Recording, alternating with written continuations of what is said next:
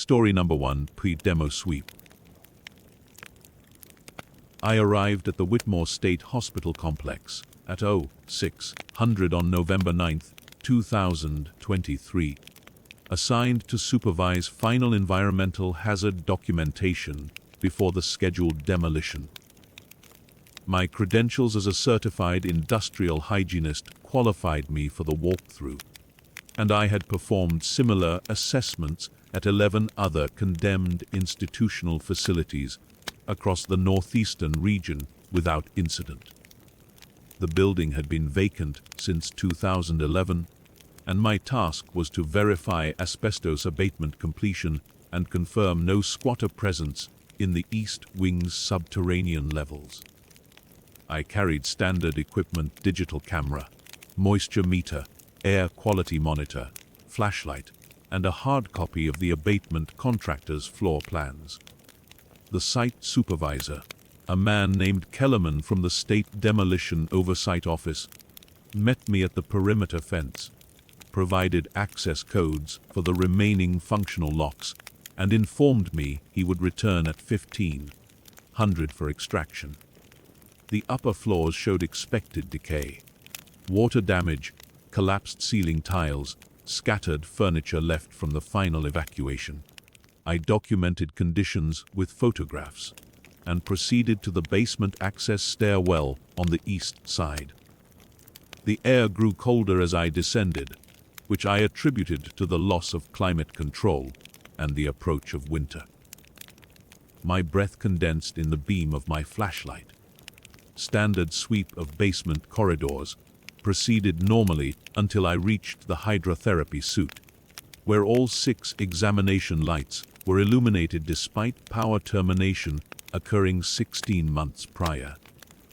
The fixtures were old incandescent bulbs, the kind that generate significant heat. I approached the nearest one and felt warmth radiating from the glass. My air quality monitor showed no gas leaks. I took 4 photographs and made a note to include the electrical anomaly in my report, assuming some residual charge in the building's wiring or perhaps an undocumented backup system. I continued to the records archive, a windowless room at the end of the central corridor. The door was propped open with a fire extinguisher, which I had not placed there. Inside, I found patient intake logs from 1962 through 1968 arranged in perfect chronological order on a table still warm to the touch. The logs were leather-bound volumes, each spine labeled with a year in faded gold lettering. I had reviewed the demolition inventory 3 days prior. These volumes were listed as removed to state archives in 2010. I opened the 1964 log. The pages were brittle but legible. Handwritten entries in blue ink, patient names, admission dates, attending physicians. The final entry was dated March 17, 1964. Below it, in different ink and different handwriting, was a single line: inspection logged, November 9, 2023, 07:32. The current date. I checked my watch. It was 07:32.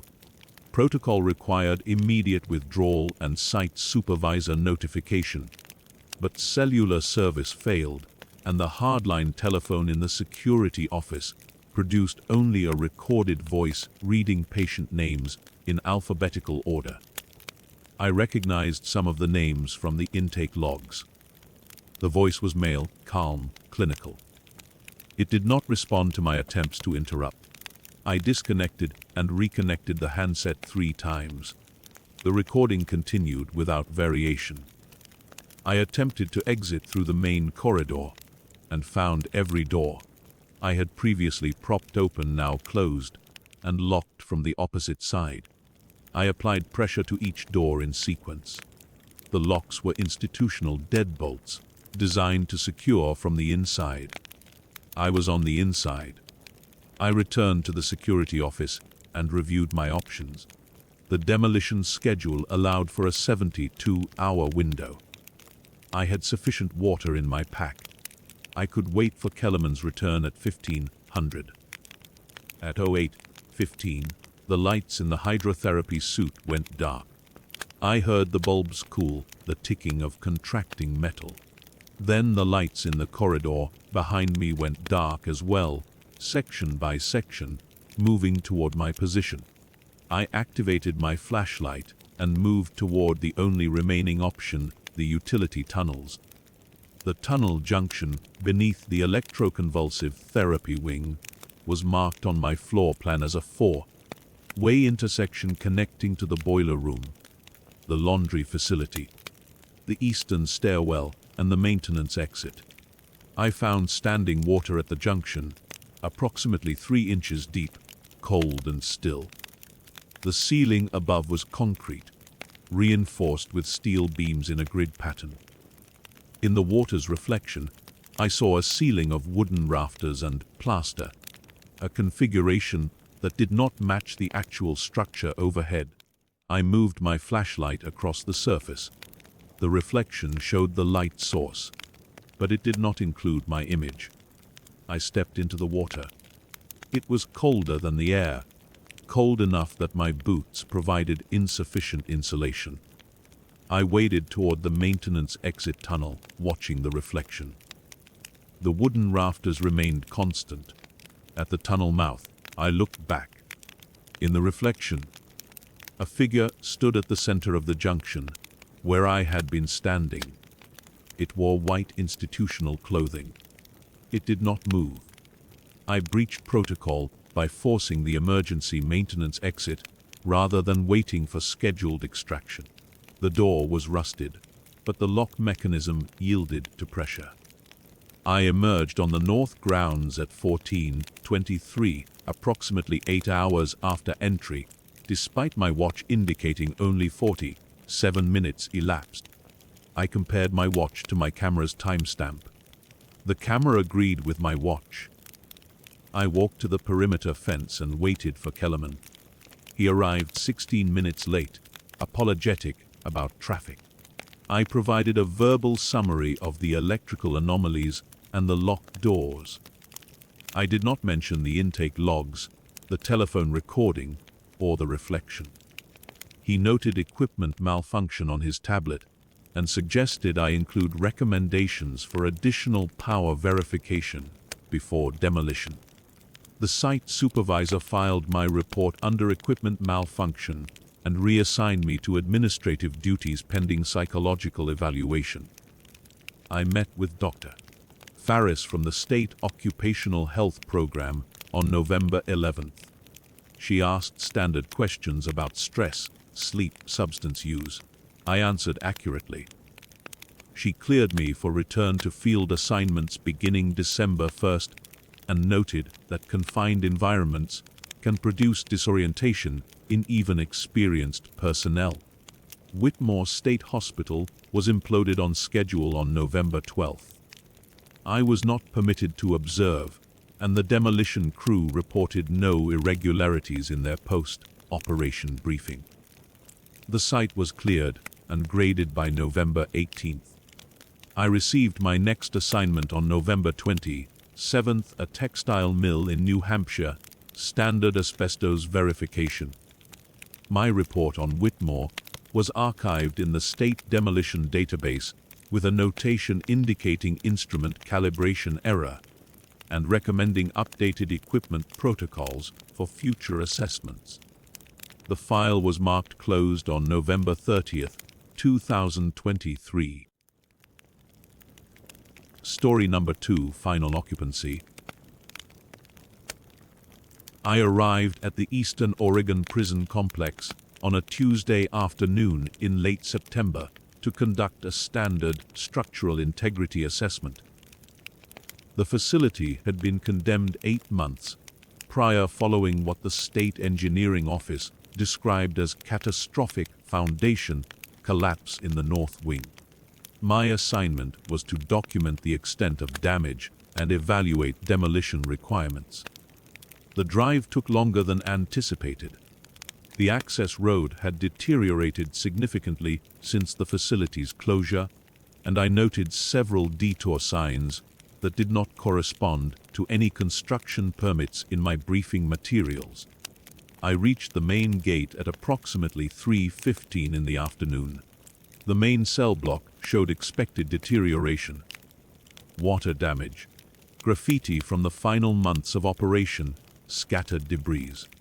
I began my survey in D Wing, working methodically through the checklist. It was during this initial walkthrough that I noticed every cell door stood open at precisely the same angle.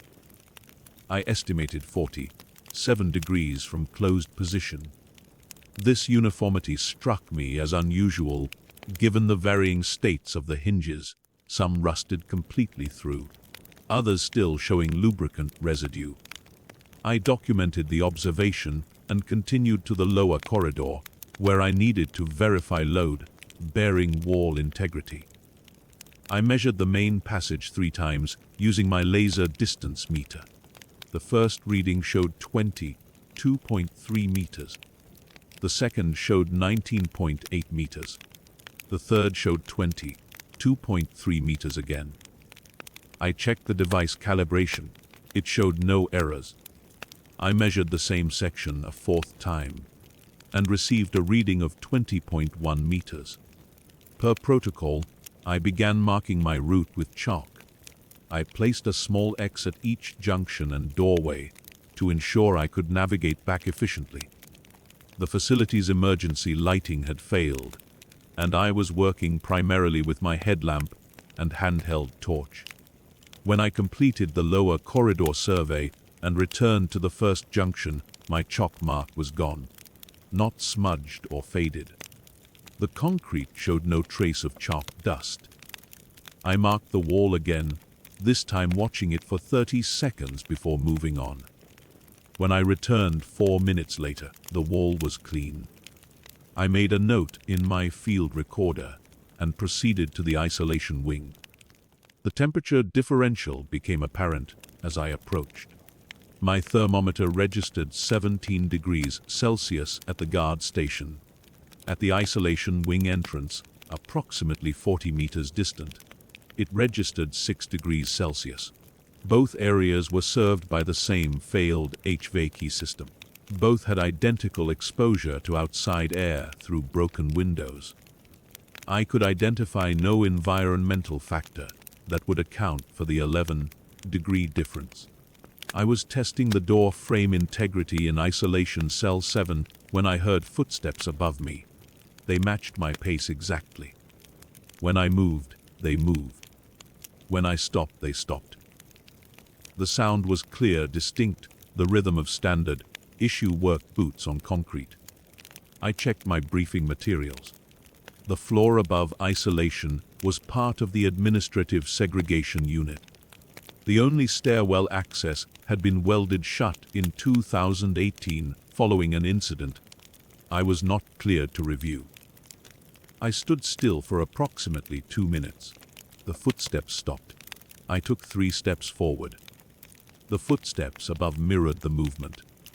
I returned to the guard station and noted the observation in my recorder. My radio lost signal as I entered the administrative segregation unit. I checked my phone. Full bars, then nothing. I replaced the radio battery with a fresh one from my kit. No change. I returned to the corridor outside the unit. Both devices functioned normally. I crossed the threshold again. Both failed. Standard protocol required me to evacuate and request communication support before continuing survey work in any area where radio contact could not be maintained. I made the decision to continue. The facility was scheduled for demolition in 6 weeks. This was the final assessment window. I documented my decision and proceeded. The administrative segregation unit showed the most severe structural damage I had encountered. The foundation collapse had originated here, according to the engineering reports. Large sections of floor had subsided. Wall cracks extended floor to ceiling. I worked carefully, testing each step before committing my weight. I found no evidence of the reported foundation failure. The floor was level. The walls showed superficial cracking consistent with age and settling. Nothing catastrophic. I took photographs and measurements. I checked the engineering reports again. They specified this location, this unit, catastrophic subsidence requiring immediate facility closure. I saw no subsidence. I completed my documentation as daylight faded. The survey had taken 4 hours, slightly longer than projected. I packed my equipment and returned to my vehicle.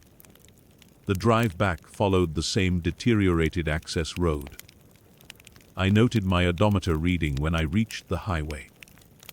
The distance from the facility to the highway junction should have been 38 miles according to my mapping software.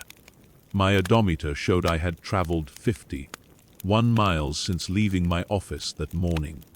The facility was 43 miles from my office.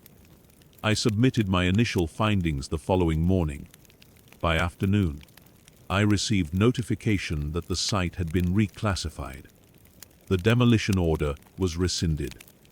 The facility was now designated as hazardous contamination rather than structural failure. All assessment materials were to be transferred to a division listed only as Regional Archival Documentation Services. I had never heard of this division. It did not appear in any agency directory I could access. I received no further communication regarding the site. My report was not returned for revision or clarification. No follow-up assessment was requested.